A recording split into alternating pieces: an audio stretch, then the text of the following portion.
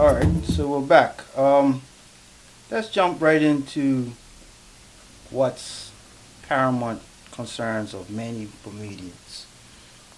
Since the OBA was elected, they set about with a mandate of cutting the cost of government. One of their,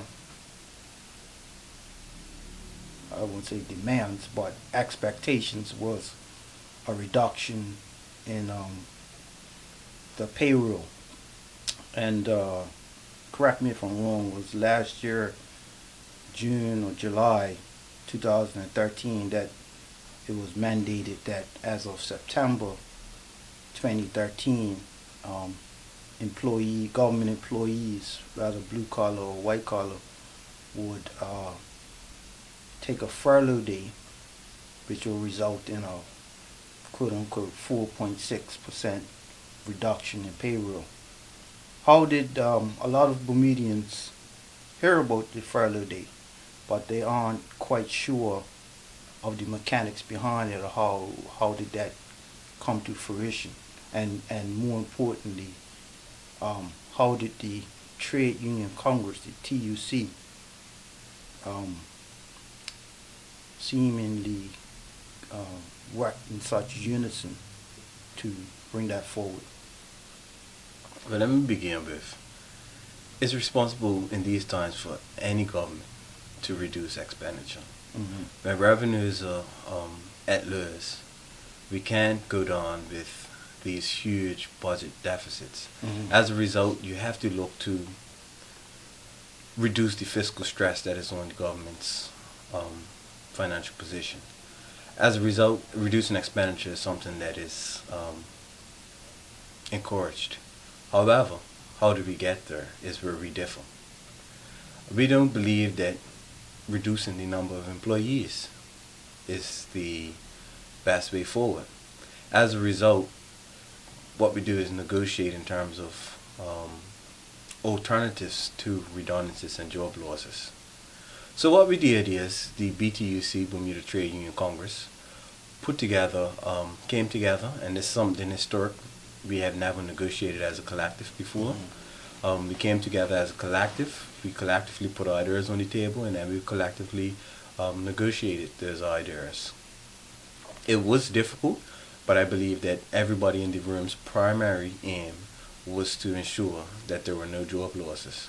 As a result, we were asked to make certain sacrifices as public employees. For myself, as a BPSU member, we're looking at 4 years of pay freezes. In addition to furlough day, voluntary early retirement was offered through a early retirement incentive package. We wanted to see an economic tripartite committee formed so we can discuss solutions in a forum. And we also wanted the private sector, the service providers and the providers of goods to know that, hey, the employees are taking a sacrifice. How can you assist in this particular cause? So when we looked at it, we said if you were going to reduce our salary, then it's only fair that you reduce the time that we work. That's where I would say the genesis of the furlough day. It was a trade-off between getting a pay reduction and a reduction in productivity. Okay, and how, in the 6 months since that's been enacted, how has that been working out in various departments? For the majority of employees, it is a burden on the finances in terms of functionality, in terms of how the furlough days actually work. They work similar to vacation days in most departments. We are still having trouble in some areas, shift work areas, because the policy is kind of designed for, there's individuals that work 9 to 5. So there's individuals who fall out of that 9 to 5 parameter. They're still working out the kinks in terms of the furlough day. Most employees enjoy the time off, but don't like the That's paid. yeah, and in these times, everything else is going up. Bills are still increasing, so it is a significant hit to reduce somebody's salary by 4.6%. All right, so let's go out of that, let's go into the tripartite and the quote-unquote shared sacrifice. How has the tripartite commission been working out? Well, me personally, I haven't been to much meetings. The former president would have been in attendance with the general secretary, and I'm just getting my feet wet in terms of actively participating in the tripartite economic committee. However, you're seeing things in terms of marketplace, offer additional discount. We don't think that all private sector entities have done enough to assist us in these times, but we will continuously encourage them to do so. Because the question, I mean, I know some people who the shop in scientists, and they've calculated that 10% is just on paper because goods have gone up over 10% even when it takes the drop. I'll give you an example. Recently a statistician, went to Marketplace and they took a picture of a package of Raisin Bran. One week it said $9.18. He went back there the following week and it said save $3, $6.18. Like they made it like it was a special. So how does so I'm going back to say that those who shop regularly have not seen their grocery bills drop by 10%. So it's for some it seems like a sort of like a just talk more than actions on the part of some of the grocers. Well, let's be real. Businesses are in business to make a profit, and they place profit over people. That's the bottom line. And even though we're asking them to assist, I don't think us as a people have done enough to demand that they assist. While we can have the quote-unquote diplomatic conversations and say, okay, well, you're willing to assist, and they say, okay, we'll give you 10%, and then what we see in practice is not actually 10%. We still, as a people, are passive. So businesses are allowed to do that. But where we want to go to is a more mature state in Bermuda where businesses genuinely come to the table as honest brokers and honestly help and are willing to assist the people. No, we're not finding that right now. But hopefully, Drew, we have a mechanism where we're talking, and hopefully things will begin to change. All right. So let's move on to in October 2013. The OBA was presented with quote-unquote a 10,000-page document called the findings of the SAGE Commission. Some of those findings were, to say the least, very brutal about the performance of public service workers. Some of the recommendations were even more brutal. And in your opinion, as a public service worker and as a BPSU official, how did you view the SAGE Commission findings? The SAGE Commission, they had a responsibility to review the whole government, the process of government, and then make recommendations on how the government can become more efficient, right? And how they can reduce expenditure. I don't believe they've done a thorough enough exercise. I believe the exercise they done was extremely shallow. I don't think the time frame that they had to do the exercise was a practical time frame. As a result, they got all sorts of comments from all sorts of people, and they compiled them together and threw them into a report. I don't believe that the in-depth analysis of the public service that was needed for them to produce an informed report was actually done. The BPSU put out a release where we say, okay, yes, we support some of those efforts to make the public servants more efficient and productive. That should be everybody's aim, to see a more efficient and productive public service. That's in everybody's best interest. However, there were a slew of recommendations. If we took the SAGE report recommendations and we said, okay, let's implement all of them, Bermuda would have been in economic ruin. Yeah, The because amount, the multiplier effect. yeah, it was. I think a lot of the recommendations were irresponsible. To produce a report and then say promises will have to be broken in terms of pension, that's irresponsible. There are solutions. There are things that we can do to avoid being in that particular predicament. Even what they have recommended is not best practice. I wonder if they had pension experts on the team when they made these recommendations. You know, these type of things. The amount of people that it should have took to produce that report, they didn't have on board. So, all right. So, and basically to encapsulate what you're saying is that the report was shallow and it was not in depth, and they did not have not necessarily the right amount of persons, but the right caliber of persons on that board to produce something. It's not for me to question anybody's caliber. Mm-hmm.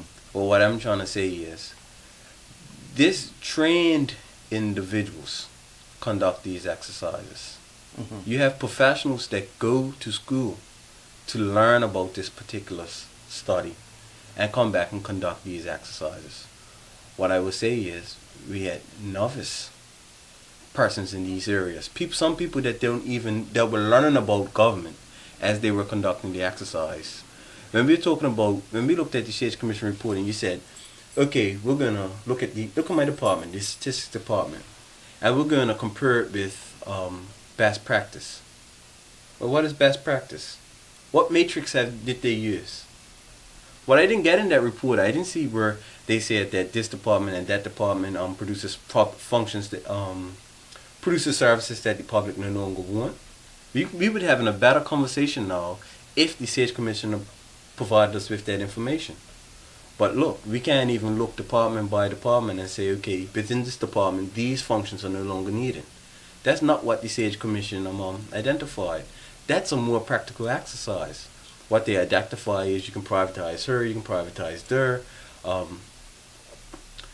Okay, we can reduce the number of ministers, the size of the cabinet. I mean, there's type of things will not get us to the point where we need to be. All right. For many persons, myself included, they view the SAGE Commission as smash and grab everything. In other words, that they have identified profitable areas of government that they wish to privatize.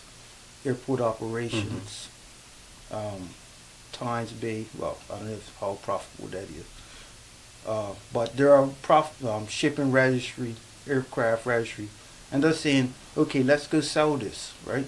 So the question many people ask is, if we need revenue, why are you giving away something that makes you revenue?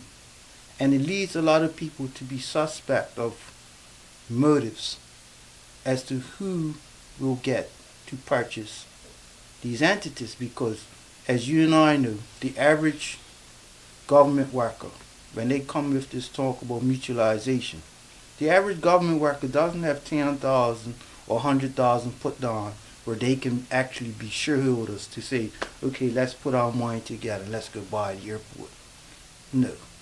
If the airport operation is going to be sold for, I don't know, $200 million, that's going to be most likely a foreign entity going to buy that, right?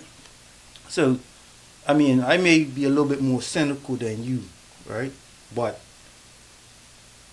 I have noticed a trend with the OVA that whenever they put something in train, it's always an end game for somebody who's intimately involved with the OVA, one way or the other. Now, I don't want you to get into that train of thought. My thing is that, as you're saying that SAGE Commission was not thorough, what does the Trade Union Congress, are they saying let's do our own SAGE thing? Not necessarily SAGE, but our own in-depth study of how to trim costs? Because what a lot of people did not or claim they didn't see was proactive ideas coming out of the Trade Union Congress as to how to trim costs. Well, I can't speak for the Trade Union Congress, but I could definitely speak for the BPSU. Mm-hmm. And what we've done, we've asked our members how we can, how government can decrease its expenditure. We've recently sent up posters in terms of how they can increase its revenues, Mm-hmm. and solutions on how we can get the economy turned back around. It boggles me, and it disturbs me. And I can't wrap my mind around why we would seek to privatize departments that are making a profit. Mm-hmm. I haven't received a reasonable answer from anybody in terms of that. So, like you have concerns with that, I have concerns with that also. In terms of other areas of privatization, look, we've seen the tourism authority privatized, but government revenues are still supporting that particular entity. Yeah, that. The aim is one day that it can stand on its own legs, Mm-hmm. but the reality is that's a very difficult process because that department does not bring in revenue.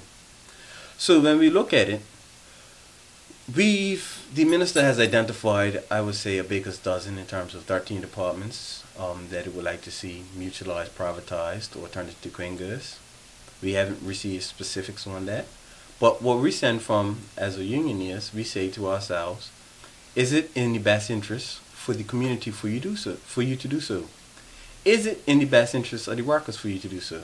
If the answers to those questions are yes, then you will see our approach to that different. If the answers to those questions are clearly no, then you will see us take a different approach to those particular ways. But what we want to do is we want to have the information in terms for us to make an informed decision. It seems as though government do these things out there, but they're still brainstorming. Yeah, all right. When we come back, we'll talk more about the Public Service Reform Commission and the need for more emphasis on revenue generation. Mm-hmm. So you do that when we come back.